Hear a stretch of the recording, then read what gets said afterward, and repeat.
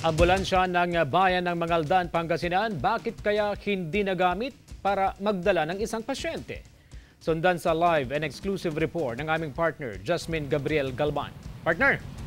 Partner, dalawang ambulansya dito sa Mangaldan, Pangasinan. 4 yung kanilang ambulance driver. Shifting yung schedule para matiyak daw na matugunan yung pangangailangan ng Mangaldan yan. Kaya naman, nagtataka ang lokal na pamahalaan kung bakit hindi naibiyahe ang isang pasyente papunta sa isang pagamutan sa Mandaluyong City.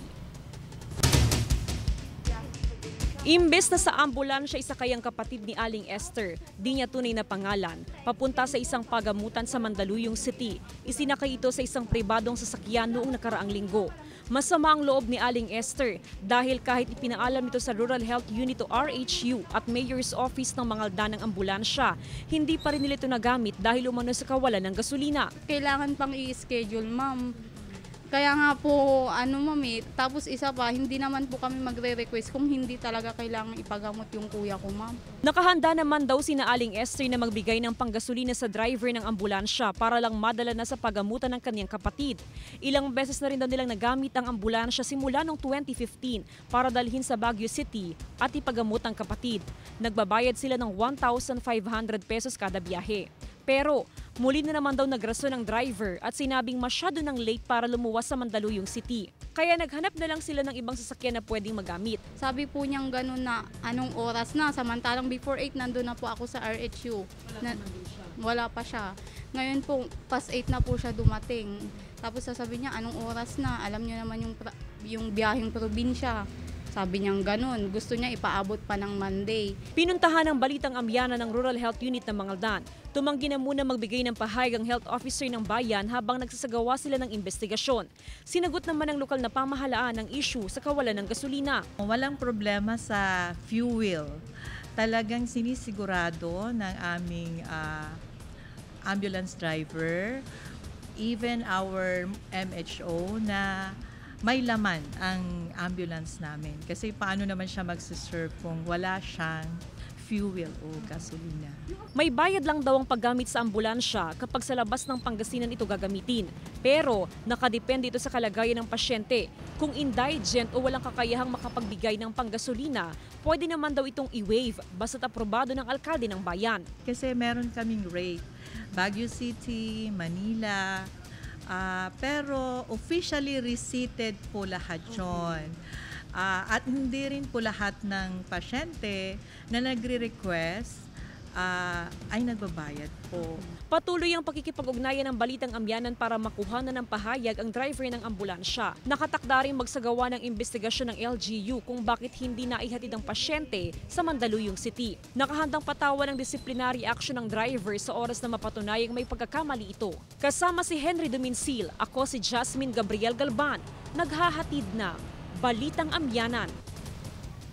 Partner, standard operating procedure ng lokal na pamahalaan para doon sa mga nagre-request na gamitin yung ambulansya ng bayan. Unang-una sa lahat ay ang pagpunta sa Mayor's Office para doon sa approval. Ang Mayor's Office naman, partner, ay makikipag-ugnayan sa Rural Health Unit para i-check yung availability ng ambulansya. Ganun din yung availability ng driver. Sa oras na makita na available naman yung ambulansya at yung driver, agad na magbibigay ng go signal ng approval ang Mayor's Office para mai-transfer o mai-transport yung pasyente kung saan man ito dadalhin na pagamutan. Ang akala daw ng lokal na pamahalaan, partner, since nakausap nila yung kaanak ng pasyente nung Wednesday ng umaga at sila ay nagbigay ng approval, ay naibiyahe na papunta ng Mandaluyong City itong pasyente. Kanina na lamang nila nalaman, partner, nung tayo ay magpunta sa Mayor's Office na meron palang concern o meron palang reklamo dahil hindi pala nagamit yung ambulansya. Sa ngayon, partner, tiniyak ng lokal na pamahalaan na hindi nila pababayaan ang kaso na ito. Sila ay makikipag-ugnayan doon sa pamilya ng pasyente at aalamin din nila kung ano ba talaga ang totoong nangyari, bakit hindi naibiyahe ang pasyente gamit ang ambulansya. Partner. So, sino ang mamumuno sa investigasyon? Kailan uumpisahan ang investigasyon at kailan nila ilalabas ang resulta ng investigasyon dahil kailangan nating tutukan yan? Yes, partner. Actually, partner, kanina nung pagkatapos natin na magkapanayam ang lokal na pamahalaan, si Ma'am Helen, ay agad na niyang kinausap ang health officer ng Rural Health Unit. Ganun din, pinatawag na niya yung driver ng ambulansya. So definitely, partner, within this day ay malalaman nila, within this day, partner, ay nakapag-start na sila doon sa investigation. Doon naman, partner, sa kung kailan ilalabas yung resulta, bukas, partner, ay a-update tayo kung ano na nga ba yung resulta ng investigasyon at kung ano yung posibleng kahinatnan, halimbawa na lamang nung driver na, kumbaga, dito raw nag-start or dito raw nag-ugat yung problema. Dahil sa part ng LGU at ng RHU ay na-approve naman yung paggamit ng ambulansya ng pasyente papunta sa isang pagamutan, partner.